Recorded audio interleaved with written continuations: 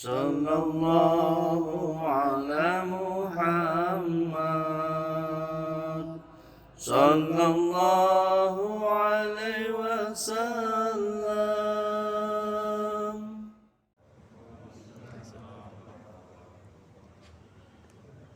Innal hamdalillah nahmaduhu wa nasta'inuhu wa nastaghfiruh wa na'udzu billahi min shururi anfusina wa min sayyiati a'malina. May yahdihillahu fala mudilla lahu wa may yudlilhu fala hadiya lahu. La ilaha illallah wahdahu la syarika lahu wa asyhadu anna Muhammadan sallallahu alaihi wasallam ala sayyidina Muhammad wa ala alihi wa ashabihi ajma'in, amma ba'd. Yang kami hormati, Al-Quran hendaklah kita bersabar, terutama dalam mengambil makna-makna dalam Al-Quran. Karena kalau seandainya kita membaca Al-Quran, bertemu kita dengan satu ayat, lalu ayat itu langsung kita ambil maknanya, ada kemungkinan akan membawa kita kepada maksud yang kurang tepat. Oleh karena itu, dalam membaca Al-Quran perlu kafah, keseluruhan. Jangan hanya sekedar satu ayat kemudian kita terjemahkan. Harus ada ayat-ayat yang lain yang mendukung makna itu, yang sejalan dengan makna. Oleh karena itu, beberapa mufassir mengatakan Al-Quran akan menerangkan dirinya sendiri. Dalam menafsir Al-Quran, hendaklah kita menghindari penafsiran secara pribadi tanpa melihat ayat-ayat yang lain yang mendukungnya. Sebelum memasuki makna itu, tadi saya terkesan juga. Imam dengan bacaan imam. Yang beliau bacakan adalah surah As-Saff yang artinya barisan. Beliau membaca itu, ayat 1 sampai ayat 6. Ini juga dalam upaya kita mengetahui bagaimana memaknai ayat ini. Surah As-Saff dalam tafsir Ibnu Katsir mengambil riwayat dari Imam Ahmad. Beliau mengambilnya dari Yahya ibnu Adam, kemudian Ibnu Mubarak, Al-Auza'i, Yahna ibnu Abu Katsir, Abu Salamah, dari Atta ibnu Yasar, dari Abu Salamah, dari Abdullah ibnu Salam, yang mengatakan ketika kami berbincang-bincang sesama kami, artinya para sahabat lagi ngobrol, untuk menentukan siapa di antara kami yang bersedia menghadap kepada Rasulullah dan menanyakan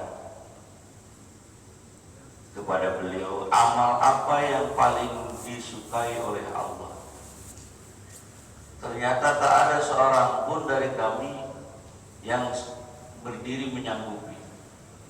Jadi sahabat-sahabat ngobrol, yuk siapa di antara kita yang bisa bertanya kepada Nabi, amal apa yang paling disukai Allah? Ya ada yang berani satupun nanya itu, karena tak sanggup, mungkin karena segan. Nah, ternyata tak ada seorang pun dari kami yang berdiri menyanggupi. Tiba-tiba Rasulullah mengundang kami semua, seorang demi seorang, sehingga kami semua terkumpul dipanggil satu-satu sama Nabi yang berkumpul tadi. Akhirnya setelah berkumpul, baru kemudian baginda Nabi membacakan kepada kami surah As-Saff seluruhnya. Jadi ini demikian riwayat Imam Ahmad. Sahabat Nabi mau bertanya, amal apa yang paling baik? Coba tanya kepada baginda Nabi. Yang lagi ngumpul itu tiba-tiba sama Rasulullah dipanggil satu-satu, ayo sini.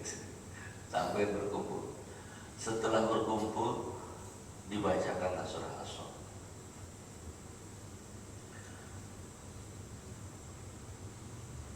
Nah, isi surah As-Saff. Bismillahirrahmanirrahim. Sabbaha lillahi ma fis samawati wa ma fil ardh wa huwal azizul hakim. Ya ayyuhalladzina amanu lima taquluna ma la taf'alun. Kabura maktan 'indallahi an taqulu ma la taf'alun. Sabbaha lillahi ma fis samawati wa ma fil ardh. Apa yang ada di langit dan apa yang ada di bumi bertasbih kepada Allah. Wa huwal azizul hakim, dan dialah yang maha perkasa, maha bijaksana. Jadi semua yang ada di langit dan di bumi bertasbih kepada Allah. Ayat tentang ini, tentang bertasbihnya makhluk kepada Allah, itu banyak. Termasuk juga terdapat dalam surah Al-Mulk. Termasuk juga ada dalam surah Al-Jumu'ah, surah 62 setelah surah ini.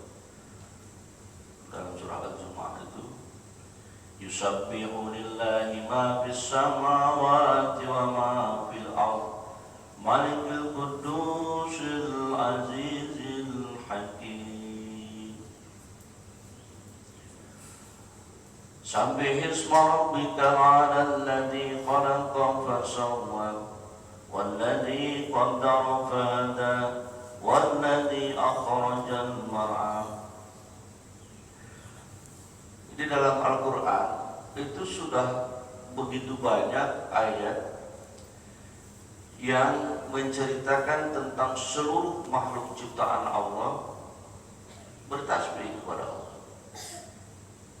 Malaikat itu tatkala Allah memberi informasi tentang akan diciptakannya khalifah di muka bumi, salah satu alasannya ataj'alu fiha mayufsidu fiha. Kenapa Engkau ciptakan ya Allah makhluk yang akan membuat kerusakan di muka bumi? Ataj'alu fiha mayufsidu fiha wa yasfikud dima, bahkan dia akan saling membunuh. Wa nahnu nusabbihu bihamdika, sementara kami nusabbihu bertasbih kepada Engkau dan memuji Engkau. Wa nuqaddisu lak, selamanya memuji dan bertasbih. Jadi malaikat memberi informasi kepada yang Maha Kuasa bahwa nanti kalau Kau ciptakan makhluk yang namanya manusia itu ya yufsidu yusbiku, merusak, akan merusak dan akan membunuh. Ya tentu Allah lebih mengetahui daripada makhluk-makhluk. Diciptakannya manusia yang sudah dipastikan karakteristiknya seperti itu berdasarkan pengetahuan malaikatnya. Karena nengok isinya model begini, ini pasti begini gitu kira-kira. kemudian malaikat menyombongkan dirinya bahwa dia nusabbihu bihamdi, bertasbih dia dan memuji Engkau ya Allah. Itu oleh Allah tidak dilihat. Apa jawaban Allah? Qala inni a'lamu ma la ta'lamun. Allah menjawab, aku lebih mengetahui dari apa ada engkau. Jadi soal tasbihnya makhluk, angin itu bertasbih kepada Allah. Burung-burung yang terbang itu bertasbih kepada Allah dengan tasbih yang kita tidak pahami. Akan tetapi tasbih-tasbih makhluk yang model-model seperti ciptaan Allah itu tidak dinilai sebagai amaliyah ibadah. Berbeda dengan tasbih kita. Kalau kita bertasbih kepada Allah, maka tasbih kita Allah nilai, Allah beri ganjaran ibadah, dikasih pahala. Kenapa bisa begitu? Sementara makhluk-makhluk yang Allah ciptakan, langit dan bumi, bertasbih kepada Allah, dianggap tidak memiliki nilai-nilai lebih. Sementara manusia yang bertasbih akan memposisikan manusia itu sebagai makhluk Allah yang akan diberikan pahala oleh Yang Maha Kuasa. Ini rahasia terbesarnya, bahwa tatkala Allah menciptakan manusia, Allah juga mengiringinya dengan hawa. Apa hawa itu? Hawa itu satu medan pertemuan antara ruhaniyah manusia yang berasal dari sisi Allah dengan basariah manusia yang berasal dari unsur-unsur bumi, dari tanah. Unsur basariah butuh makan, butuh minum, butuh berkembang biak, maka muncul nafsu, hawa nafsu. Kita menyebutnya nafsu itu bukan ke arah diri ya, tapi kita menyebut kepada hawanya itu. Padahal ruhaniyah yang datang dari sisi Allah dan basariah yang Allah ciptakan, ketika berjumpa, bertemu, diselimuti ruhaniyah itu, maka yang terjadi pertarungannya itu yang disebut dengan nafsu, jiwa manusia. Di nafsu itu ada kendali. Kendali bagi basar itu adalah hawa.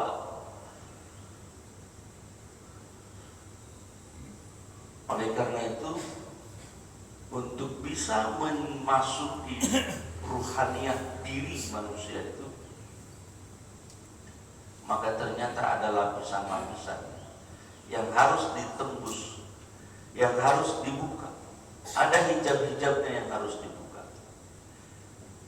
Untuk sampai kepada tasbihnya yang sempurna, makhluk yang namanya manusia ini harus berjuang membuka tabir-tabir itu. Harus berjuang kalau kita Pak. Kalau makhluk yang lain yang Allah ciptakan, tasbihnya otomatis. Matahari, bulan, bintang-bintang, dia tasbihnya sudah ada, sudah mengikuti garis edar itu. Maka tatkala matahari kemudian berhenti dia bertasbih kepada Allah, hancur dia. Tatkala bulan tidak lagi mengikuti garis edarnya, berantakan dia. Bisa tabrakan dengan planet yang lain, bisa dia terhempas, bisa dia meledak dari jalur. Itu hukumnya Allah. Maka dalam surah As-Saff itu dikatakan, wasyamsi wa duhaha wal qamari idza talaha wan nahari idza jallaha wal laili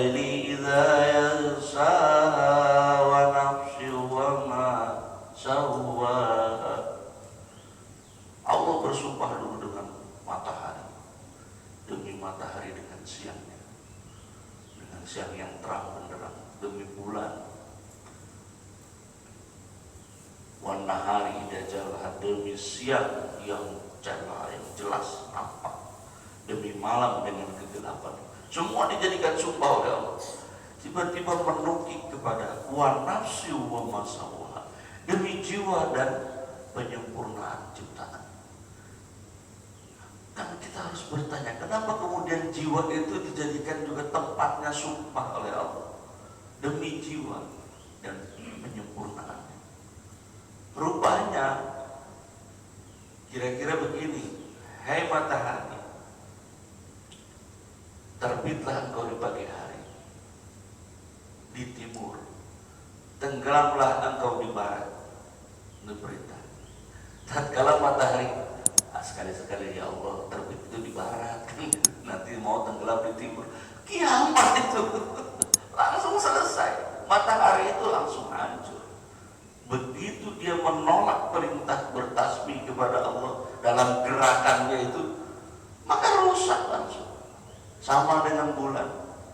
Kira-kira itu perintah Allah, wahai bulan, ikuti itu bumi yang sedang berputar mengelilingi matahari. Sumpah bumi ini juga oleh Allah dijadikan sumpah. Semua makhluk ciptaan Allah jadikan sumpah. Tatkala mereka berhenti bertasbih sampai pada waktunya, maka dia akan hancur. Tapi begitu Allah bersumpah wa nafsi wa ma sawwaha, ada apa ini? Rupanya sama. Tatkala manusia dijadikan sumpah oleh Yang Maha Kuasa, maka di situ ada makna yang dalam. Kira-kira gini, hai manusia, ikuti jalanku. Kalau engkau ikuti jalanku, maka hidupmu akan tenang. Dunia dan akhirat Allah jamin, dan di akhirat engkau akan selamat tanpa hisab. Tapi kalau engkau, kalau engkau tak mau mengikuti jalan itu, maka engkau dipastikan akan hancur. Rusak kehidupanmu di dunia ini, dan di akhirat hidupmu akan terlunta-lunta. Buta engkau dalam kebenaran di dunia ini, maka engkau akan lebih buta lagi nanti di akhirat.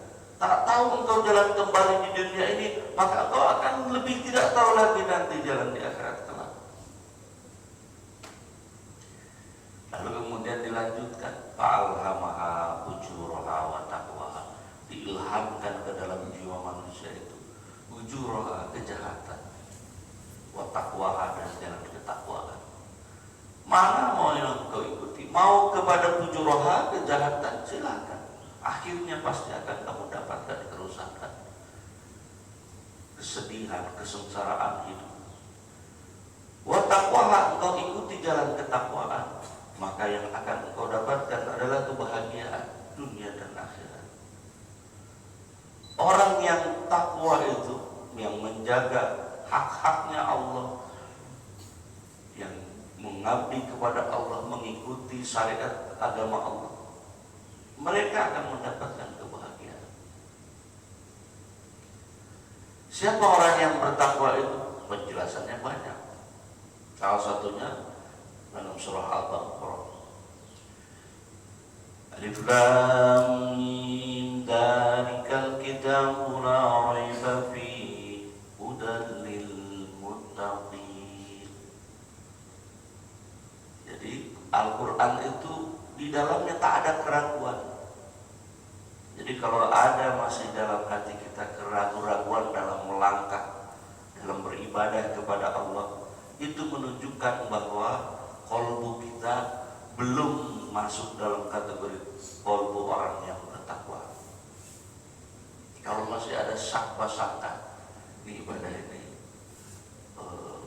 bagus enggak ya? Bid'ah apa bukan ini? Kalau masih bertanya begitu, kolbu kita belum sempurna untuk bisa melaksanakan itu. Bagaimana cara memperbaikinya? La raiba fi. Jangan ragu-ragu dalam beramal itu. Tak boleh ragu-ragu dalam beramal itu. Itu baca Yasin setiap Jumat, bid'ah apa Kalau ragu-ragu begitu, tanyakan kepada yang ahli.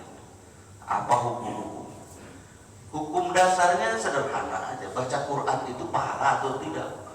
Hadisnya banyak. Berpahala, Pak. Pahalanya gimana? Setiap satu huruf 10 pahalanya dikasih oleh Allah. Yasin itu 2 huruf, pahalanya 20. Artinya seluruh bacaan Quran dipastikan memiliki nilai pahala di sisi Allah. Jadi kalau baca Yasin, wih, pasti baik. Gitu.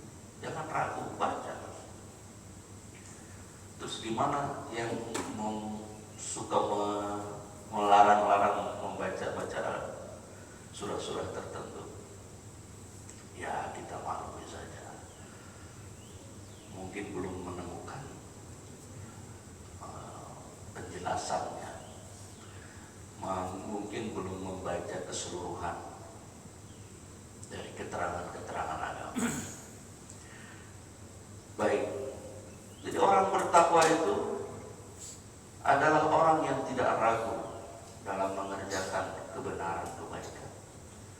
Dalam memahami Al-Quran dia tidak ragu. Alladzina yu'minuna bil ghaibi wa yuqimuna shalah.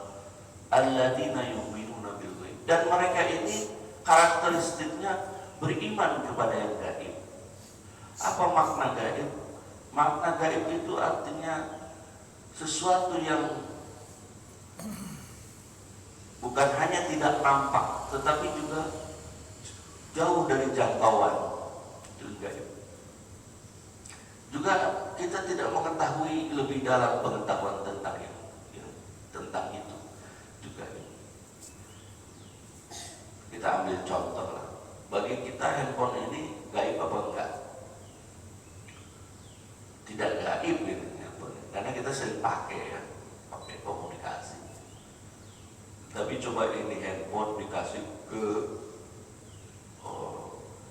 suku-suku yang di pedalaman itu yang tidak tahu teknologi. Begitu dikasih handphone paling bagus, lewat aja binatang, lewat anjing dia pas menit pakai handphone. Kenapa? Karena dia tidak bisa menggunakan ini perangkatnya. Maka orang yang belum bisa menggunakan handphone itu disebut handphone itu gaib bagi mereka. Sama juga dengan kita sebetulnya. Kita ini kalau dibilang coba bikin handphone, gaib bagi kita, Pak. Bikin handphone gaib, kita cuma pengguna aja. Bagi kita gaib membuat handphone itu, nggak ngerti, nggak tahu bagaimana cara membuatnya, gimana nyusunnya itu nggak bisa. Kita tidak gaibnya itu karena kita menggunakan, nggak gaib. Tapi kalau disuruh bikin, gaib bagi kita apa itu? Sama juga dengan alam rahim misalnya. Alam rahim gaib apa enggak? Gaib, Pak. Kenapa? Karena kita nggak pernah menyadari. Padahal kita pernah tinggal di situ. Nah, oleh karena itu orang yang beriman itu iman kepada yang gaib. Sama juga dengan imannya bahwa kita ini lahir dari rahim ibu yang sampai hari ini pengetahuan terhadap itu gaib. Nggak ngerti kita pernah tinggal di alam rahim. Oleh karena itu Allah Subhanahu wa Ta'ala